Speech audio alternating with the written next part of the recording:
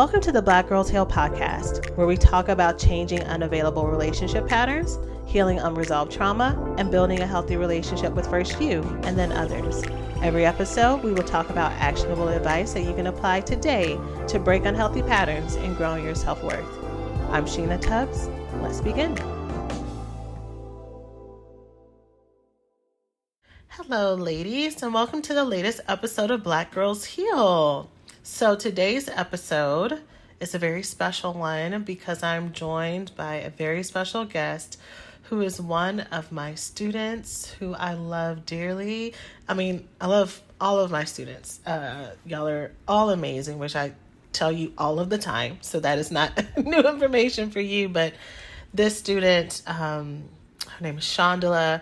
She has grown so much and loved so much and loved so deeply, and it's just always a joy to get to talk with her. And so she's joining me today on the podcast to talk about finding your voice in your healing journey.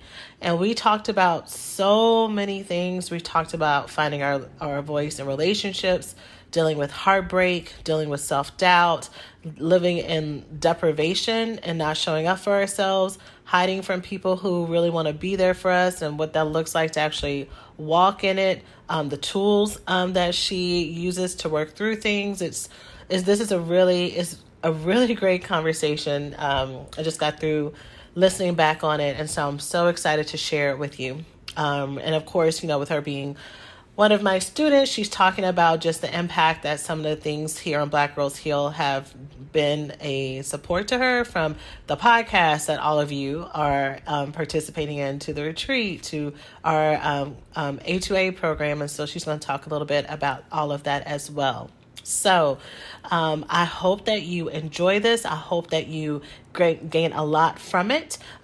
If in addition to hearing the lessons that we talk about in this episode, you are interested in working together with any of the things that she talks about, at the end of the episode, I'm going to talk about each of the different avenues that she hits on, and how you can take a next step if that's what you are looking for. But with all that said, let's go ahead and jump into this wonderful conversation talking about finding our voice in our healing journey. Okay, so today on the podcast, I have my beautiful and wonderful and wise and just kind-hearted student, Shandalla. How are you, Shandalla? I'm great, Sheena. That was a fantastic introduction. I don't know about the wise part, but I'm good. You are hella wise, which people are going to hear about today, but I'm so happy for you to join us and just talk with us about your story, because I feel like so many people will be able to be healed from hearing it and talking about your experience. And so I just appreciate you taking the time to join me. For sure. Definitely. Yeah. So go ahead. So I was going to talk, I guess, the intro about my story and who I am, and how I stumbled upon your wonderful podcast and it changed my life. I jokingly tell you that all the time, but it really is true. When I was separating from my ex-husband, I realized at that time that I really had lost my voice. And I really didn't know who Shandalla was anymore. I had been in a relationship that I thought was good. But in hindsight, of course, realizing that there was a lot of brokenness and a lot of healing that I needed to encounter. Once I was ending my separation, I was looking for someone that was African-American, that could articulate the nuances that come from being a Black woman dating men of color, and the struggles that we go through when trying to figure out, why do I keep running into the same guy? And I stumbled upon your podcast of love addiction, and being a child of a addict, my father was a recovering drug and alcohol addict for most of my life, um, I was like, can you really be addicted to love? And what does that picture look like? Um, and I listened to your podcast and I was like, oh shit, that's me. So my vice of choice is love and relationships, and how I do life in that manner is why I keep dating and eventually married um, the same guy. Um, I think that for women of color, we don't really have that voice. We don't talk about our feelings a lot. So when I stumbled upon your podcast, I just was like, okay, give me more, give me more, give me more. Of course, the addictive personality I have. um, Mhm. but Mhm. it was healing hearing your voice and hearing that there was actually, um, I guess, giving voice to the feelings that I was feeling and didn't know what to call it. And you talk often about being the friend that feels like you never have it together. And that's how I always felt in relationships. My girlfriends would do love and they would find these wonderful guys, and they would navigate those waters of the relationship so well. And when conflict would arise, they would tackle it head on. And for me, I noticed that I would cower. And I'm normally a very strong person, but in romantic partnerships, I just couldn't get it together. And the way that I would retreat just didn't seem right for me. So listening to your podcast, I really got a lot of the tools um, that helped me to, one, compartmentalize what I was feeling, and then also use that to dissect it and figure out, how to remedy those feelings and talk myself through it. Mhm. Yeah. Well, that's so awesome to hear that the podcast helped externalize that and for you to see it as something that you could tangibly touch and name and then, Mm-hmm, heal from it. But mm-hmm, while we're talking, the image I got about, how us as victims of or experiencers of childhood emotional neglect from maybe well-meaning parents, but maybe they have an addiction or something else is going. It really just does leave us with that need to be seen and be valued and be protected. And we're talking about finding your voice, and the image I got was of the Little Mermaid and how this girl literally traded her voice, traded who she yes, was for the hope of having love, for the hope of someone seeing her and putting herself in that danger. And how, of course, that's a cartoon, but that's so common how much we will trade ourselves just for the hope of someone loving us back.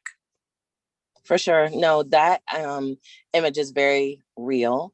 I think that that would probably depict what I felt like my life story was. Is every time I would move into a relationship, I would shift, because of being that little girl that had to be parentified, and I was only given the things that I needed if I was um, not needy.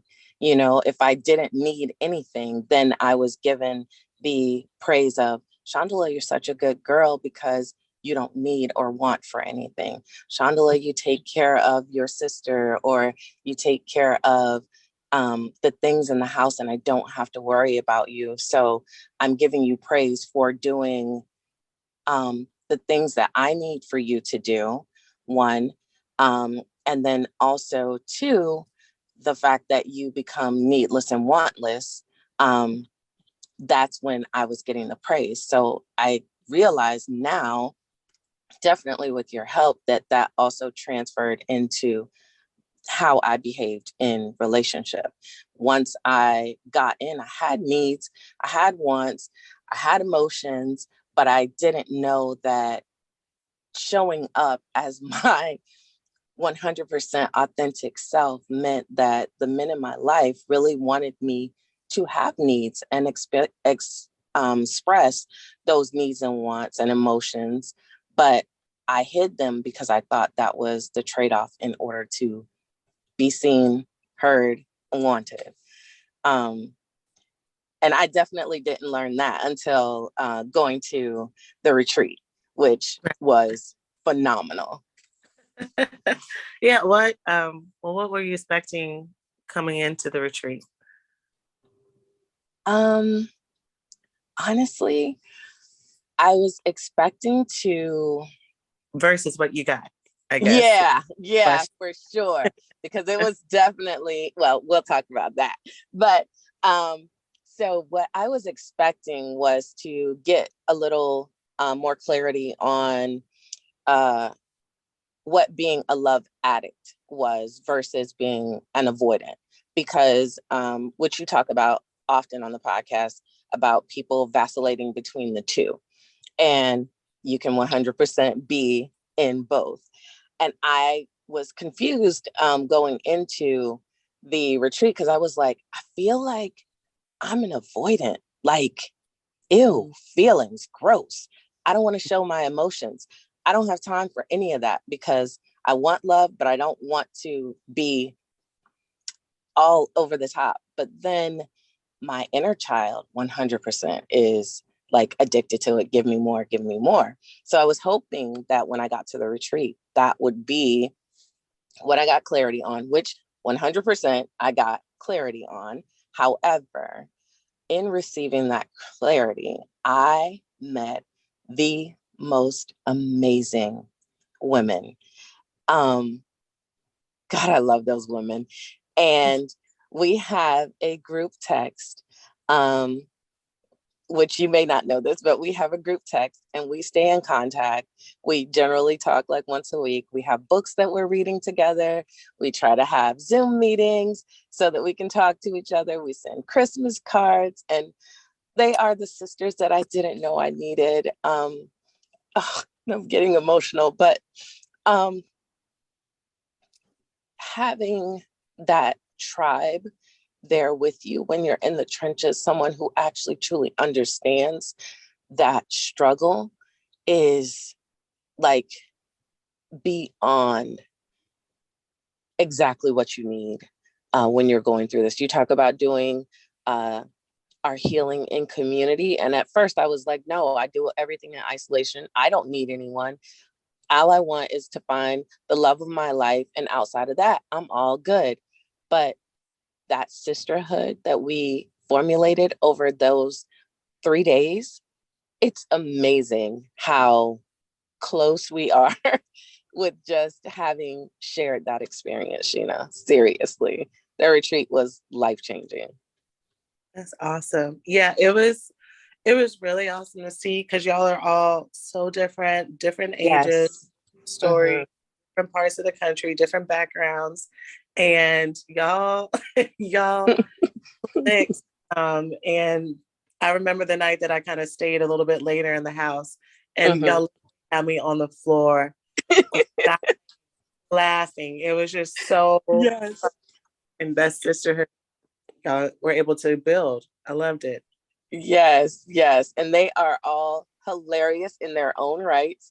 Um, and they're all so giving and just wonderful, pure hearts, every last one of them. I don't think, actually, I know for fact, we didn't have any type of disconnect with each other. We all were very like minded in that we were open to whatever unfurled during the weekend, but we all were coming for our healing. And I think there are some of us that have stronger personalities, and we all just navigated that space together. And I think as Black women, we kind of look at each other like, oh, well, we don't want the stereotypical attitude to transpire, but we didn't experience any of that.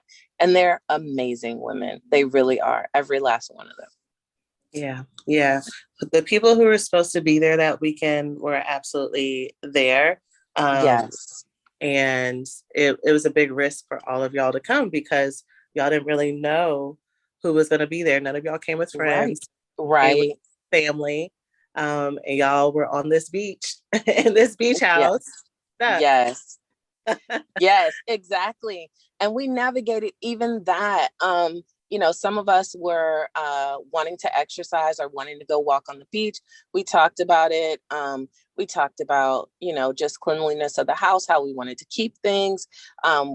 Some of us got up in the morning, made breakfast for each other. Some of us washed dishes. It was a sisterhood. It was so, so great. It really, really was. It was an awesome experience. And the part that I loved is us meeting at the airport and your team and yourself having the foresight to put us all in a group text. And we just introduced ourselves as our flights arrived. And as each of us did, we would say, hey, I'm such and such, and I'm wearing this. And then we would meet up and kind of talk a little bit about our story. But it was, one or two people. So we were able to kind of be a little more private. And those of us who are avoidant, me, share a little bit of our story as each person arrived. It was really, really great. And the beach house, oh my gosh, that house gave me life. Even with us, having the issues that we had of, it being COVID and not being able to get, all of the things that we needed as far as the two homes, and having the group shrunk down to the smaller, intimate. Um, it just, it was good. It was really, really good. That's awesome. That's really great to hear, because putting on our first retreat was definitely a journey. So I'm happy that that y'all did and more. So, Mm-hmm. but let's go back to the topic, because you said some really great things. I was thinking there was one part when you were talking about finding out that the men in your life actually wanted you to have a voice and wanted you to express your needs. And I was just thinking about how that can be such a hard balance between the two extremes, the two dichotomies. I feel like we're taught. Either Yes. we are extremely open and unfiltered and codependent, and like we share everything we want with people, or we have to be strong and shut off, and they have to, prove that they're worthy of our trust, and even then hard. And so, how my question is, how have you found that balance? Because it sounds like you're more balanced in that area. I'm finding it. I have to, one, be honest that I do still struggle in that area. My last relationship that I was in, I think I was more on the all, for lack of a better way to say it, like emotional vomit. Um, I would just give him everything that I was feeling in the beginning. And then as soon as I shared those things, I would feel like, oh my God, I overshared. I shouldn't show my emotions. He's not going to want to be with me further. He's going to feel like I'm too much. Um, all of the negative things that we tell ourselves, or at least I know that I do. Because as I said, I vacillate between being an avoidant and an addict, and a love addict. And the avoidant in me is like, I don't want the emotional piece. I just want you to love me and leave me alone. Because all the rest of it is, um, I don't know, it's it's emotional. It's an Closing. yeah, it's very exposing, and I just wasn't comfortable with it. But the gentleman that I was seeing, I was very comfortable with him, and so part of me not knowing how to navigate that, I would just give and give and give. And then on the things that weren't, I guess, really, they mattered. It all matters, but it really didn't matter in that way. But the places where I should have been emotional and open with my feelings and how I liked him, and how I felt about him and what we were doing in our relationship, I wasn't able to share because I was afraid that if I told him that, then he would take advantage. So I pulled all of that back. And if I gave it to him, then he would go away. And I realized that that was my negative self-talk. And it was also my programming from whenever I was younger, when I would be this happy, jovial little girl. And then my father would act out in his addiction, which was nothing to do with me. Now I know that is unfortunately what I internalized as how men behave. So I projected that in my romantic relationships. Yeah. And, of course, we're talking about men and straight relationships, but it's like, is any partner, that we may be romantically connected with.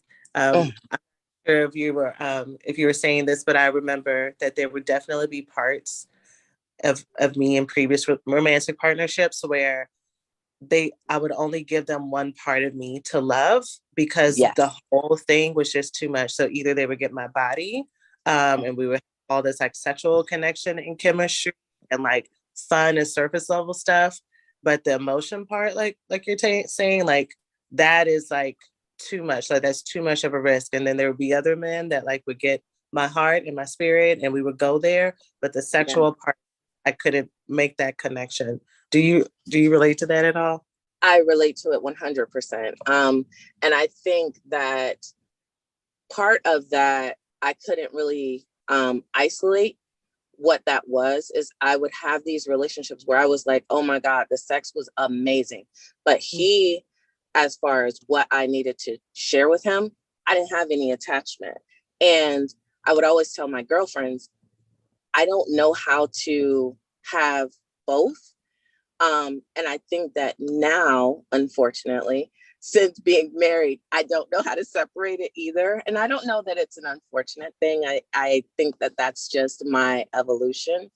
But 100%, I think that I can understand that partnership. And with the gentleman that I was referring to, I tried to have both, but I struggled with doing them at the same time. So it was sections where I would be completely open with him emotionally, but sexually I would pull back. And I couldn't figure out what that was. I was like, well, is something off between us? Is he not behaving the way I want him to? Am I not behaving the way that he wants me to? What's going on? Our sex life is not where it used to be. And then when it would move into the sex was amazing.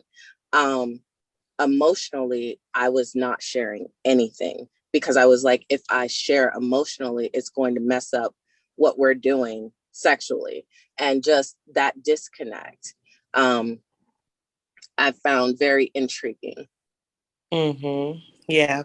Yeah. I think that's part of the healing process where trust really comes into play, and us learning how to trust that people can and want to hold space for all of us, and that they want all of that, like you were already saying earlier, and also that we all of us is worth getting to know. There's so much fear of rejection and fear of being too much, and fear of being too needy, like you said before.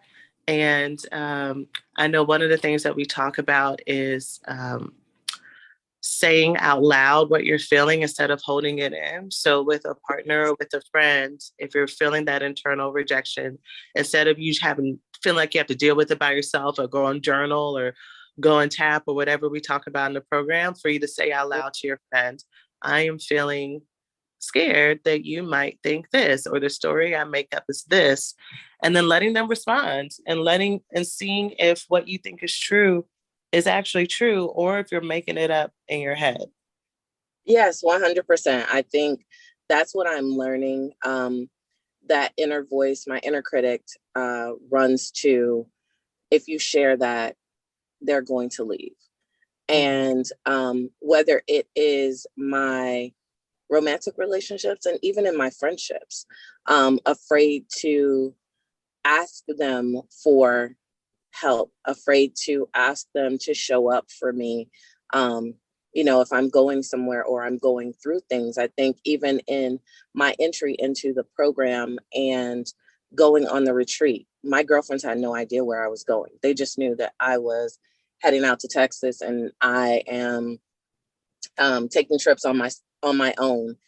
They didn't know that it was to help in my healing. And once I shared that with someone, um, mistakenly, because I wasn't going to share, because again, that whole feeling of I'm the friend that doesn't have it together, I was a little embarrassed that I needed help in that area. But I found that once I shared that with members of my tribe, they were like, girl, I need help.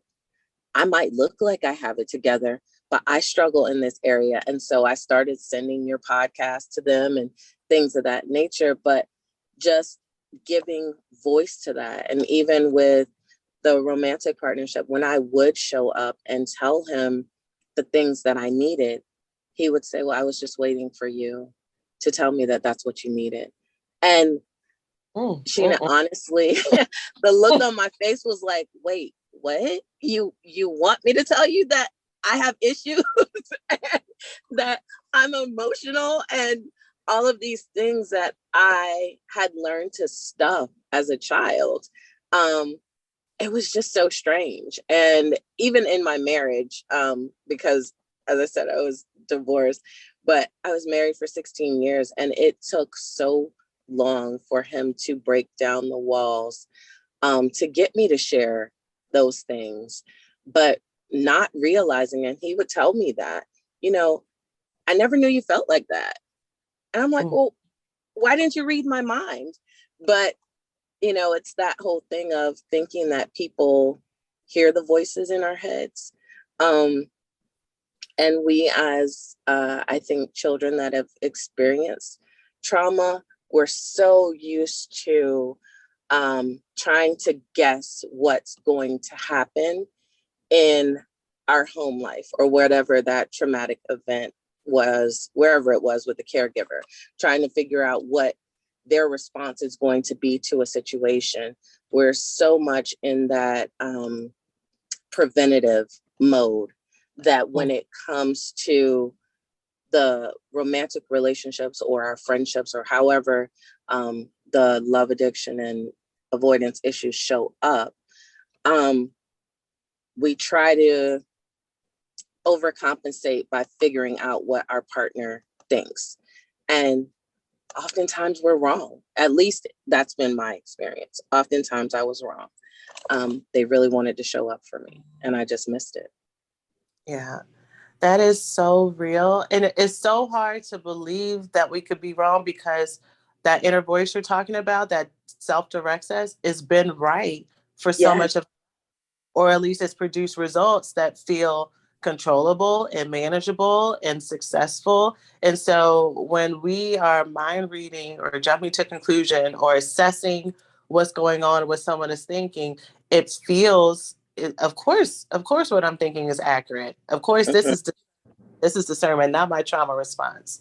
But like you said, like if we're not checking the facts and actually bringing it to them, we could be recreating our whole trauma story and narrative in this relationship that could actually be really safe for us. Yes, and that brings to mind a question that you asked me in the retreat when I was telling my story, Mm-hmm. and I'm sure that you saw it in my face, but I was giving voice to what I felt like my partner at the time was thinking about me, and you Mm-hmm. asked me, "Well, Shandalla, how do you know that?" And I literally like froze Mm-hmm. because that was my thought. How do you know that? Mm-hmm. And some of the things I had asked questions, but other parts I had inferred because that part of me that has protected me my whole life got used to reading people's minds and being accurate, 90% of the time. And the other 10%, I was just like, that was a one-off. We're not going to worry about that. That you So, knew, right? right, that I knew of, because that was also the narrative that I created in my mind, was that I was right 90% of the time. And in that moment at the retreat, and that was also the day that you gave us to kind of go off and journal. And I just sat by the water. I told the ladies, I was like, it's nothing that you guys did or whatever, but that session was just really, really deep for me. And I was really raw. I really had to sit and assess, how do you know that, Shandalla? You talk about talking to that inner child and reassuring her.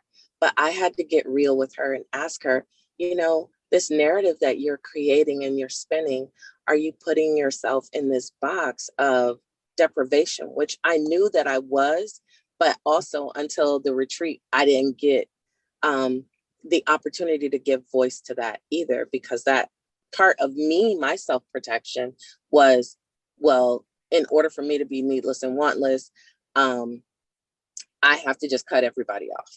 I'm not going to go with any guys. I'm not going to talk to any of them. I'm not going to give them any of my attention. I'm not going to need sex.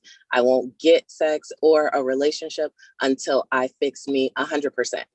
And you've also given voice to, you're never going to be 100%, Shandalla. That perfectionist part that I also learned in my childhood trauma of being perfect in order to receive love has also kind of been stripped away, that it's okay for you to be imperfectly perfect. And that has been scary as hell, but also so needed and so eye-opening, that it's okay for me to be not okay all the time. And it's okay for me to expose some of my shortcomings and things that I need in relationship. And if that person is my person, they're going to want to do that. But it doesn't have to be, to my original point, emotional vomit. I don't have to give it all to them in order for them to like me. I don't have to deprive them of parts of me in order for them to like me. Just let it be organic, and that has been the one thing that I can say in A2A that I've really been learning with the ladies, who are also amazing. Just that it's okay to be you, just imperfectly you. That's all good. Yeah. Yeah.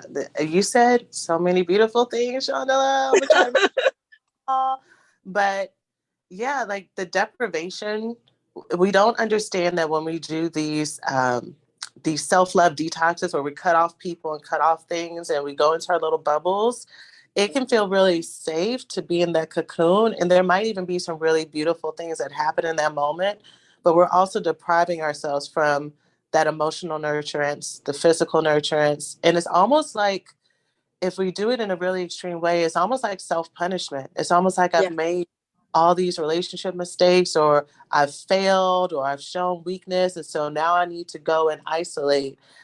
Versus it can be from a place of self-discovery and self-love and expansion. Like even in the program, you've heard me talk about this.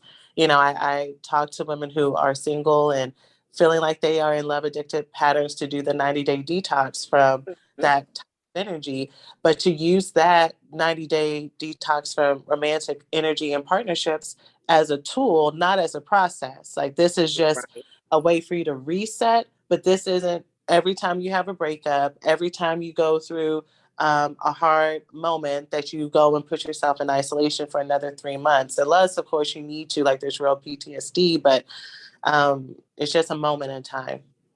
Yeah, I definitely can say that was my go-to. I didn't even realize that I was doing it. Like I would go through, I would call them my sexual and emotional droughts, but they were not from a place of healing. They were from a place of punishment. They were, you messed up in this area, you need to figure that out. And so until you can figure that out, you don't get to have a connection with a man. You messed up in this area of your friendships. And so no new friends, no new experiences. We're not doing anything until you fix that. And even in just the voice that, and I'm sure I can hear it in my head, the shift in how I spoke to myself about those things, it was very antagonistic, and it was very, this is a punishment. This is what you did. So now, in order to fix it, here is the punishment that you have to experience. And until you're a good girl, you don't get the reward, which was the relationships, which was the man that I wanted, which was the emotional connection and feelings that I wanted in those areas. I would not allow myself to partake in. And now I'm in my detox right now.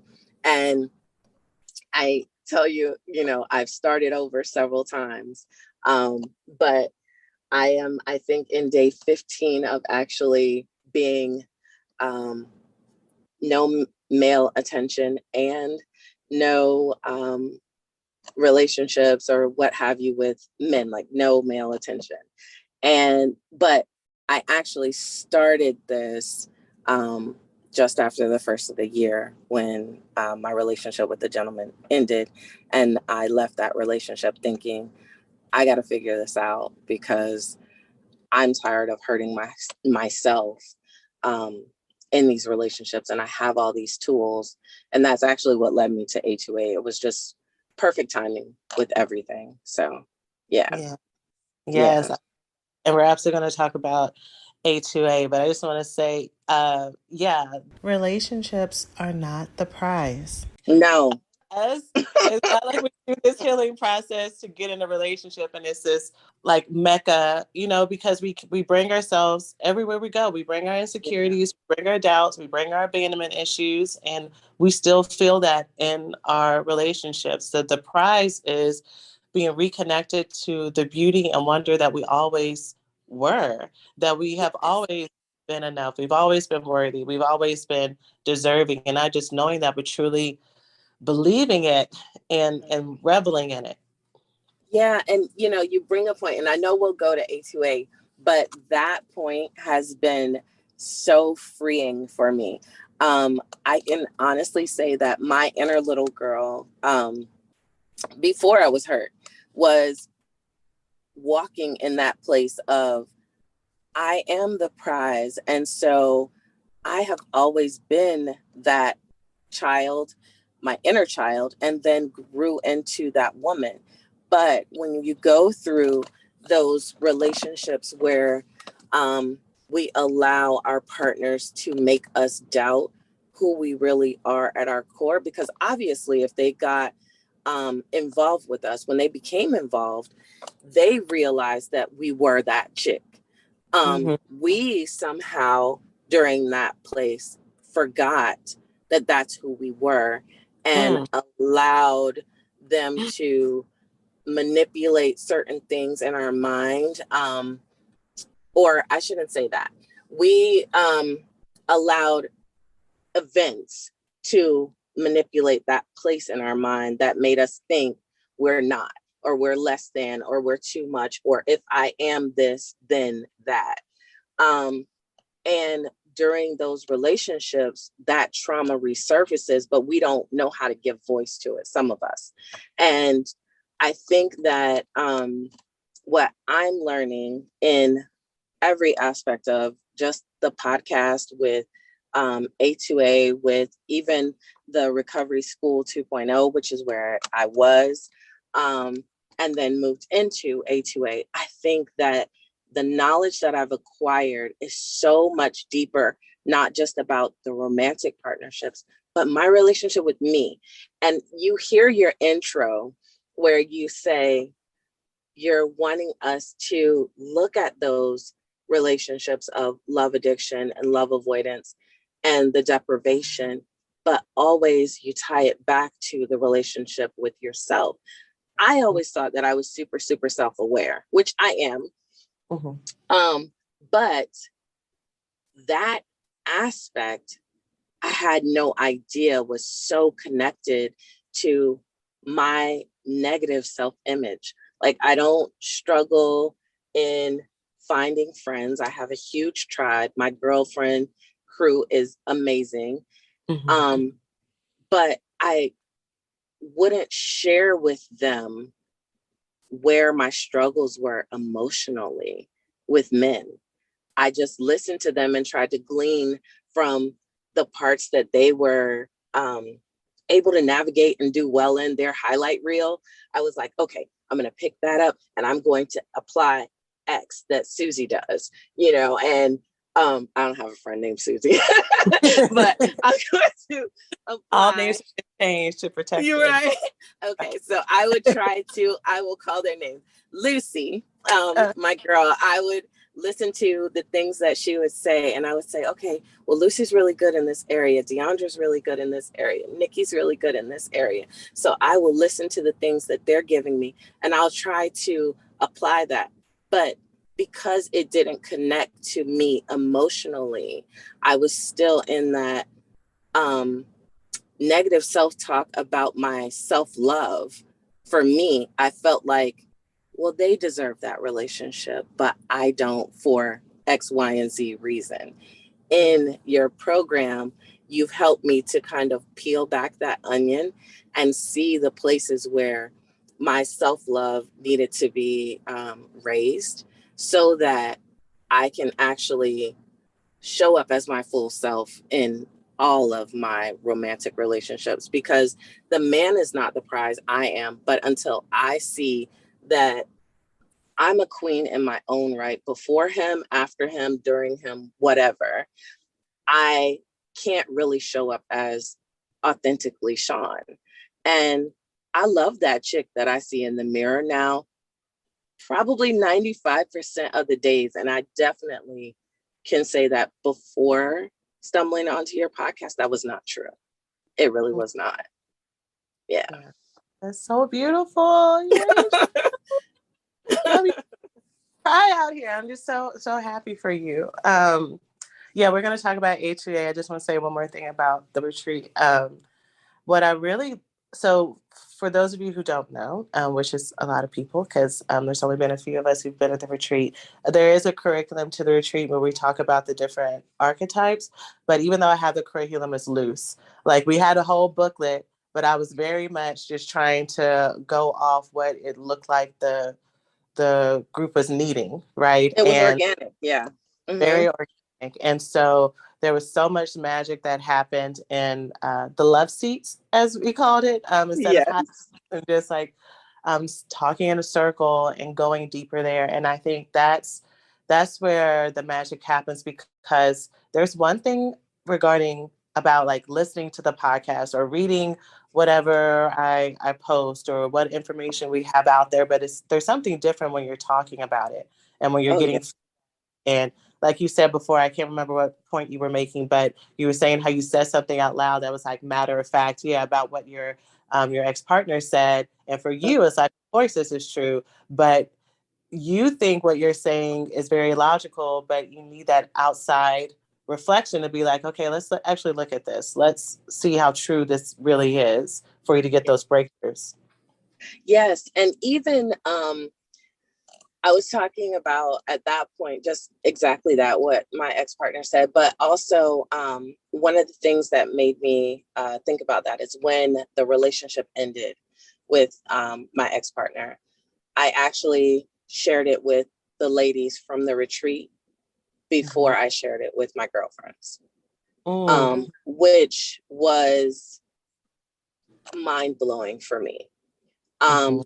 I felt that connection with them so strongly that I knew they would understand what I was actually feeling and help me to give words to it. And the woman that I shared it with before is my sweet, sweet favor, who is Oh my God. I love me some Favor. Love you.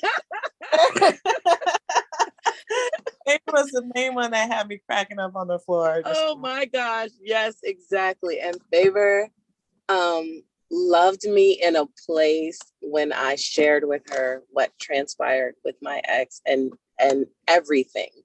Um, I shared with her, and she also called me on the carpet and was like, "No, we are not going back to the this is your fault. This is what you did bad. This is, all of the things of the self abuse that I would do in order to explain why I didn't receive his love.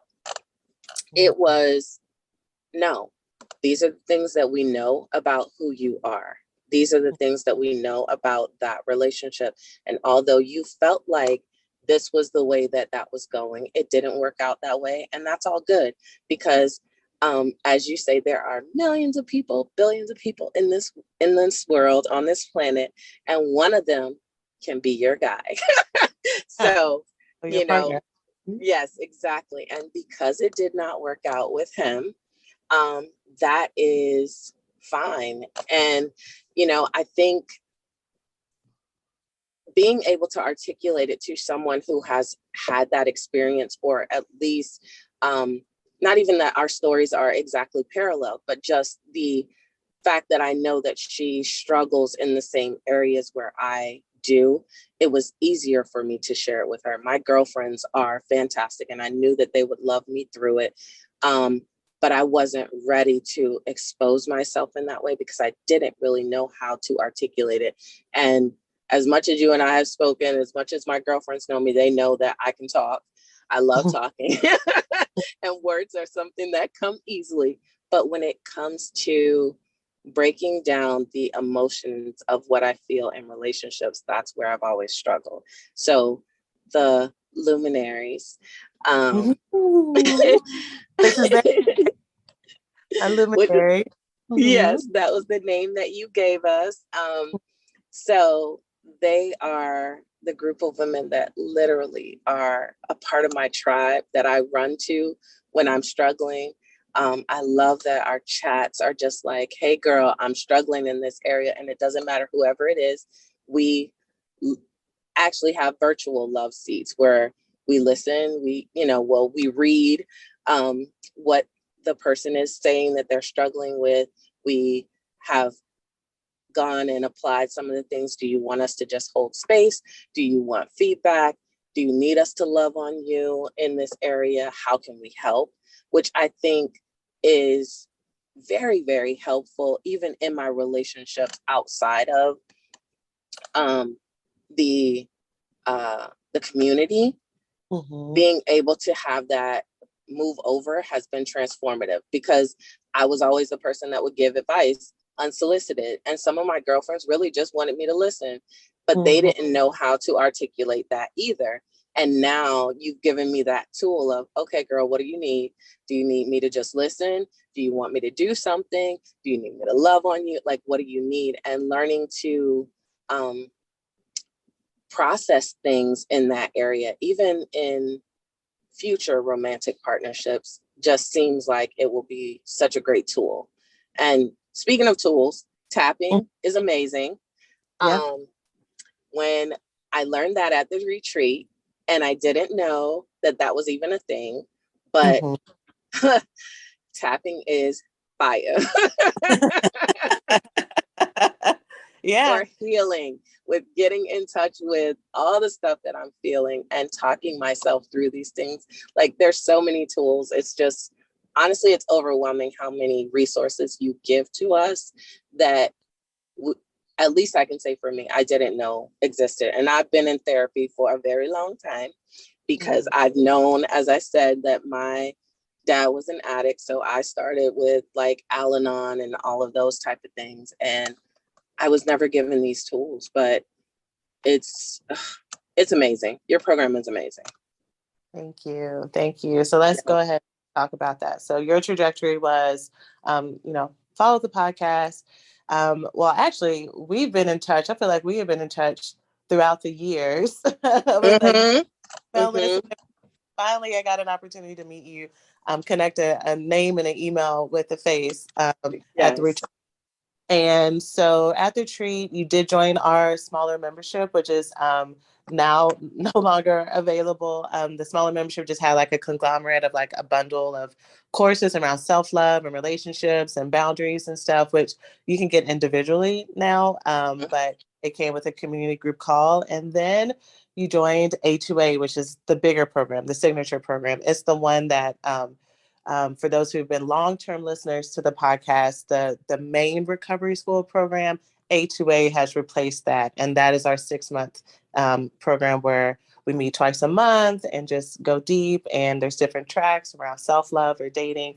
And that's what you're in right now. And so how would you describe your experience in A2A and how it's been different from the retreat and how it's been helping you?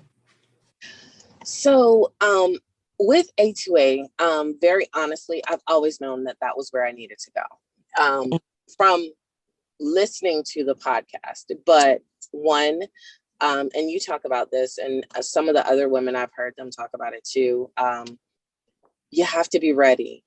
And what we don't realize is that we're already ready because we found you. Um, you just have to learn to invest in yourself. So what I have learned in A2A is, one, community is where it's at. That sisterhood and the transparency that we give each other, as well as just the protection of each other, you know, has been so just uplifting and eye-opening and exposing, and it's been transformative. Like, I didn't realize when I had the first group call, I attended the first group call with A2A, because I was in group calls with the recovery school, which those were good too, very good. But the A2A call, just hearing the other women's story and hearing the transformation of where they came from, where they are, and even the fact of what they struggle with at present. But also just their openness to feedback, their openness to share their trauma, is something that I wasn't expecting, because I think as people, when you're healing, or at least my experience has been that I still preserve a little piece of me, because again, that negative self voice of, if I show all of this, it's not going to be accepted. But with A2A, I think the ladies were so welcoming and so open, with who they are and owning their truth. It makes you want to, one, get to that place for yourself, but also own that, and walk in that every day. And even in the community posts, just the things that we talk about and being able to give that transparency, that's been great. Then also being able to pull on the tracks, modules. I'm definitely a person that I need a schedule of, okay, work on this, because I am 100% the person that's like, oh, this is what you want me to do. Okay, let me read the entire book in the next 5 hours and I will fix it in 6. And that's not reality. Right. But the modules, even the way that you roll them out, you don't allow us to have access to all of it, because that there are those of us who will go and pull it off, and try to fix it, yesterday. Right. And just how you gradually take us through it is very amazing. It's amazing. Yeah. Yeah. Yeah. I feel like you're already, I mean, evidence of how you've grown and being able to be present is when earlier I had asked you, or I said, you sound like you're more balanced, and you rephrased that and said, well, I'm finding balance.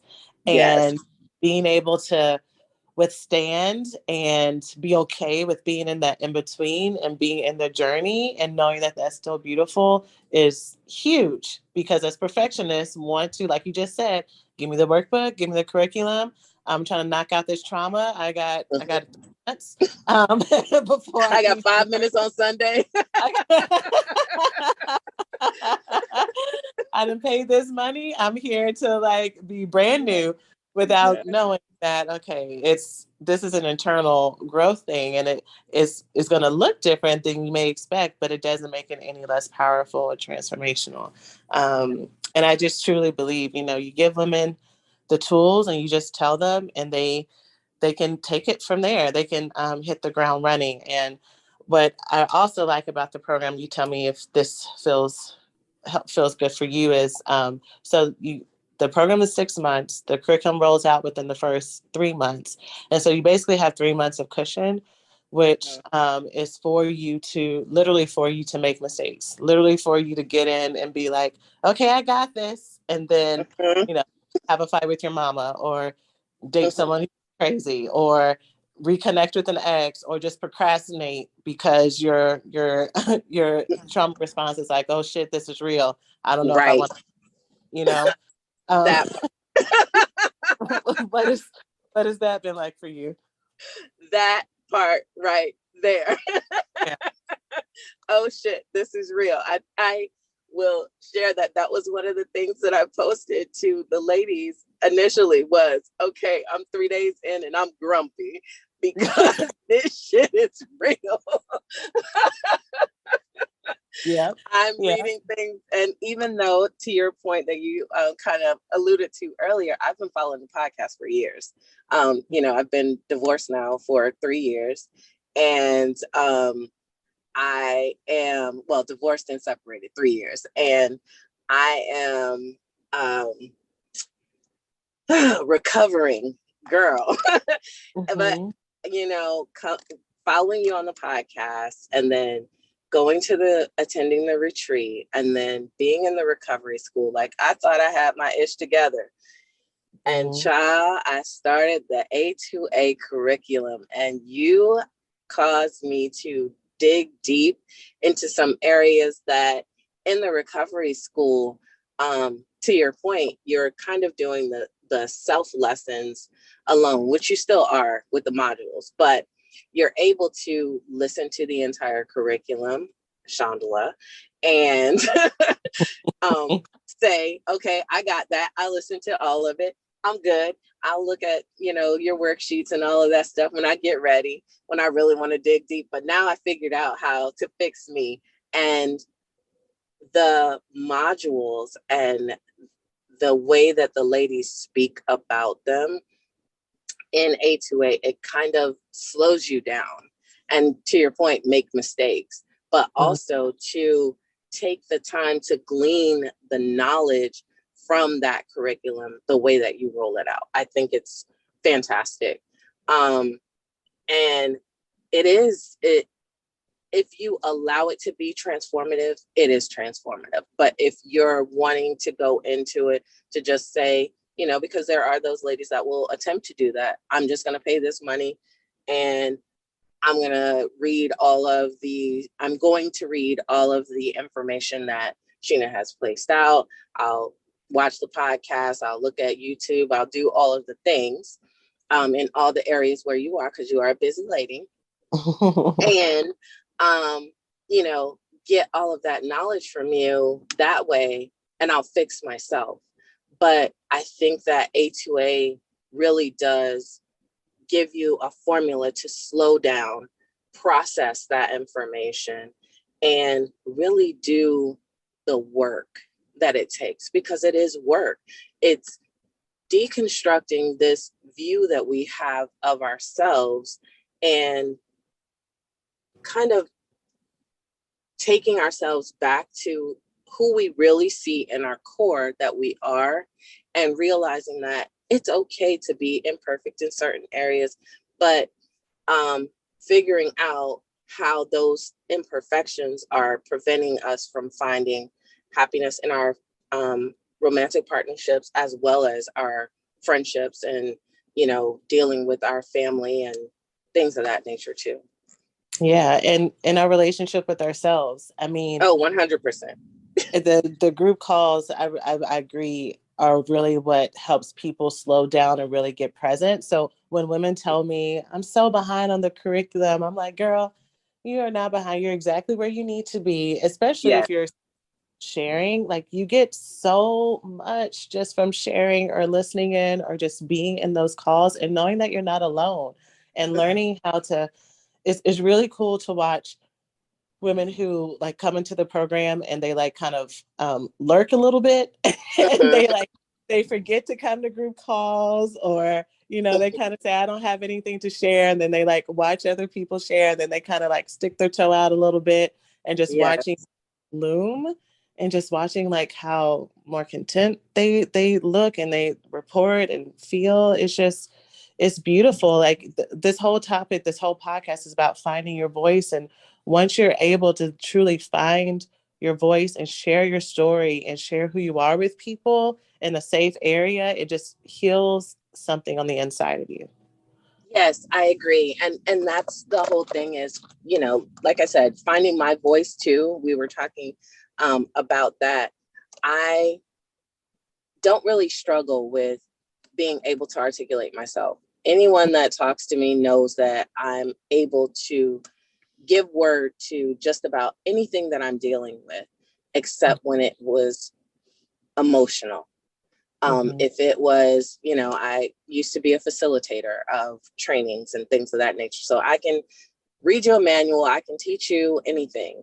But what I could not do was teach myself how to love me in all aspects. And that's what I'm learning with A2A is loving me 100%. I've always been, a little bit quirky, and I've been fine with walking in that, which I know that there are women who struggle in that area.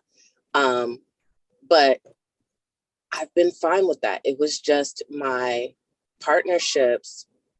I couldn't figure it out, but I didn't really realize until you and A2A that that was because I wasn't being true to me. I didn't know who Sean was.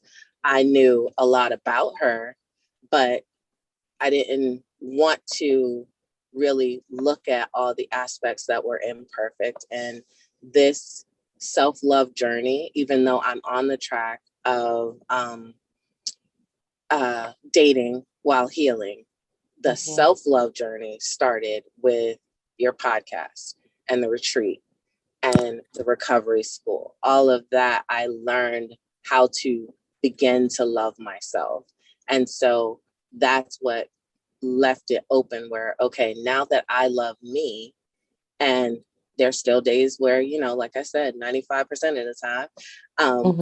now that I love me, I can work on the other aspects. But I didn't want to work on my aspects of romantic partnership until I figured out Sean's okay. Um, you Mm-hmm. know, Shandalla is a whole person, but the partner that I want in whatever aspect that is, whether it's male, female, whether it's a blend of the two, I am fine with who Shandalla is. And that has been the beautiful transformation that I can say I've come across with you, for sure. You almost made me cry. You almost made me cry. Well, Um, girl, since I'm going to love on you, then I'm at least going to tell you that, the girls in the retreat, what we said to you and what we all mean is that the place that you come from with all of your curriculum that you give to us is from such a place of love, and it's so pure how you show up in every aspect. And Sheena, your work is transformative. It is so needed.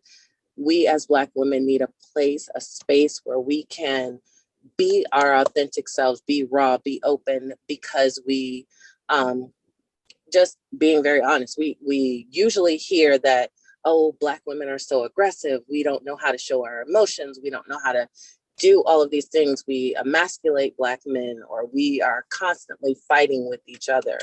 But you teach us, in order for those things to be repaired, you got to get true with you. And the way that you love on us is just, it's amazing. It honestly is. And I thank you. I'm so thankful for you.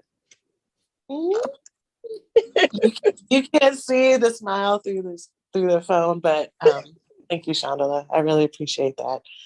So this has been a great conversation. I know we both have our days to get back to, yes.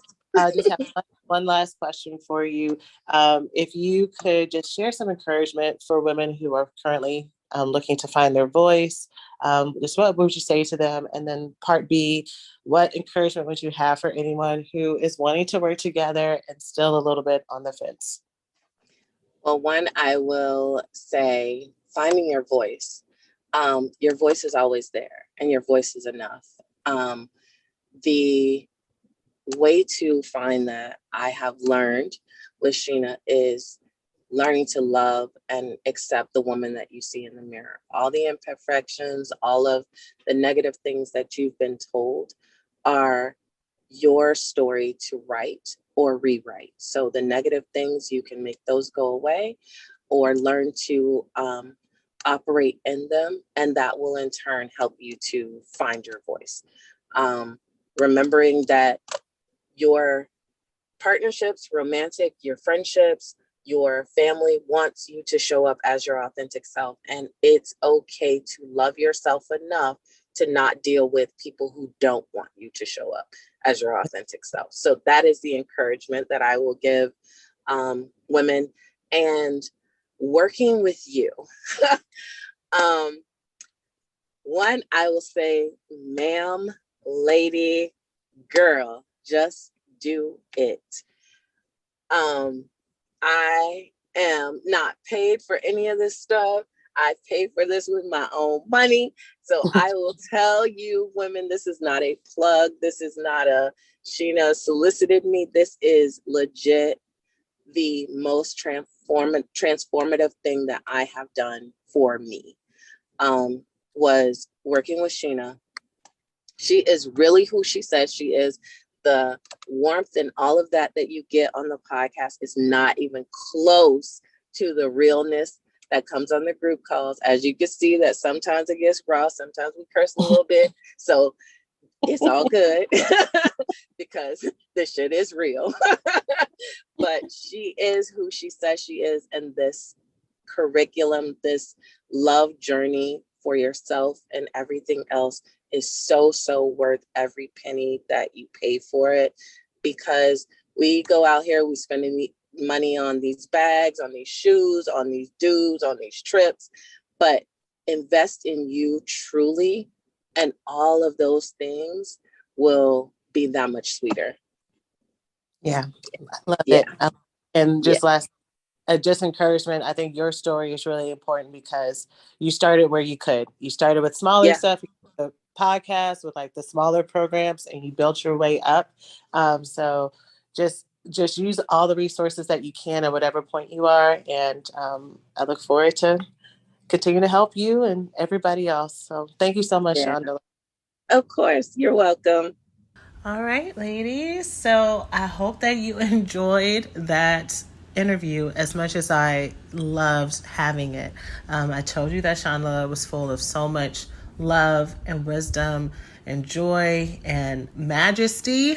And I'm just so happy that y'all got an opportunity to hear that from her, and hear from just one of the many amazing women in our community. So I promised at the beginning and the intro that I would let you know how you can continue to work with us with any of the options that Shandalla mentioned, because there's many. And so, of course, this is on our website, but I will start with the big one, which is A2A. So that's our signature coaching program. It stands from addicted and avoidant to available. So it's for love addicts and love avoidants alike, women who are single, women who are partnered, women who want to work on themselves, women who want to work on how they show up while they are dating and building relationships. And there are 2 tracks for you to choose from to decide which goal works the best for you. you. You can learn all about it on our website by going to blackgirlsheal.org. You can click on work with us, click on join A2A. There's multiple buttons either in the menu or in the front page, so you can't miss it, and you will get a full breakdown of what the program looks like, what it entails, and you can also enroll right from there. If you would like to come to an open house where I talk about the program live, and you can ask me questions about it, and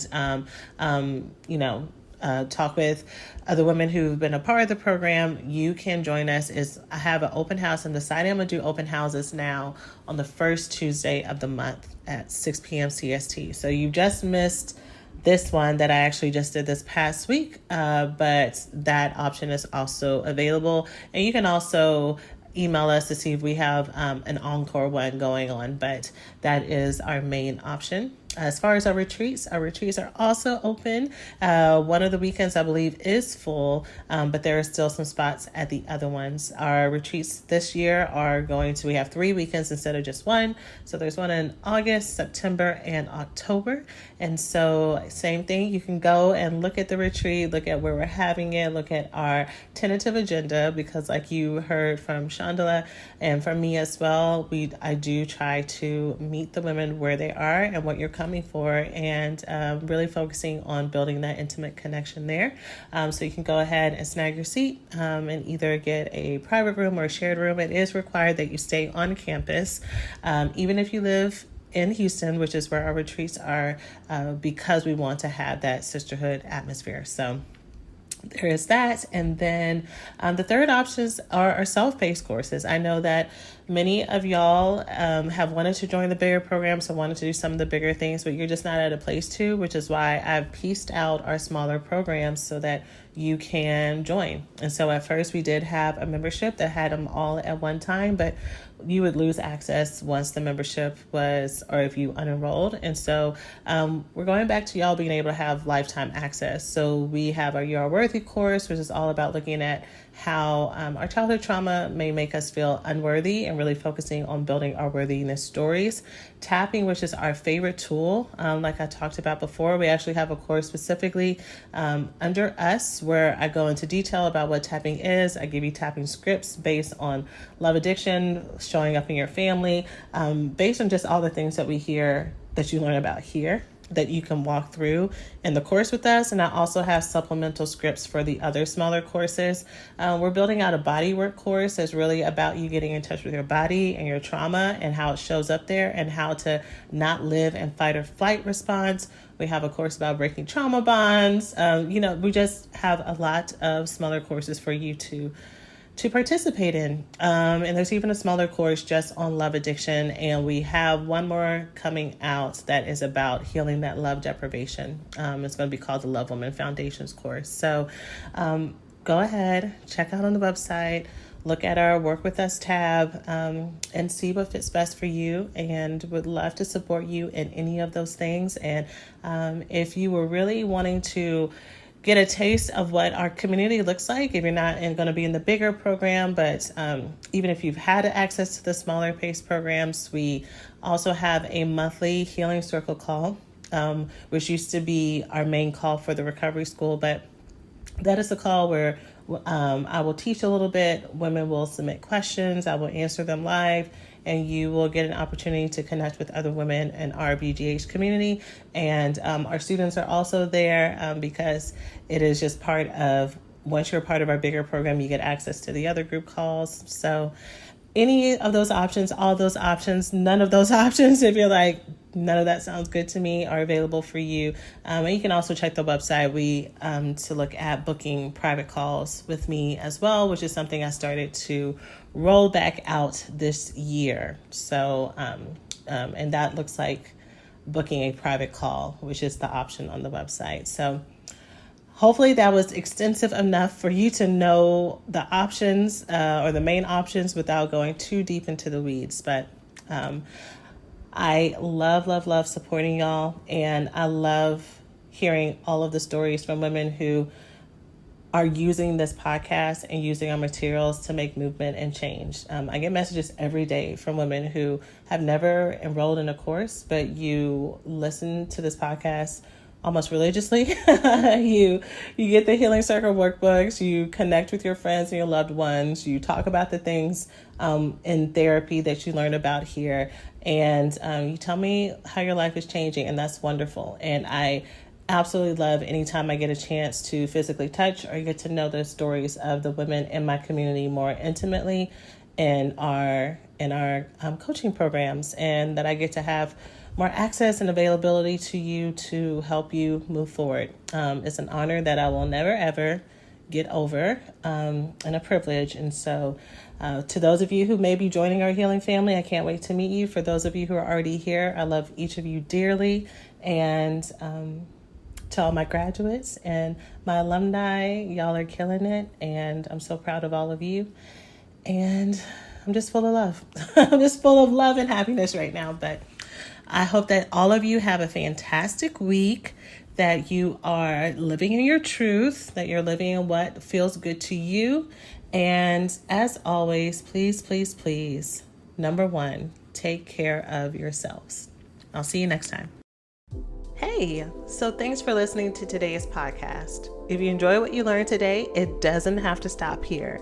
Check out the Black Girls Heal website at blackgirlsheal.org for more resources to help you heal from intimacy disorders like love addiction and love avoidance. The best time to start or restart your healing journey is now.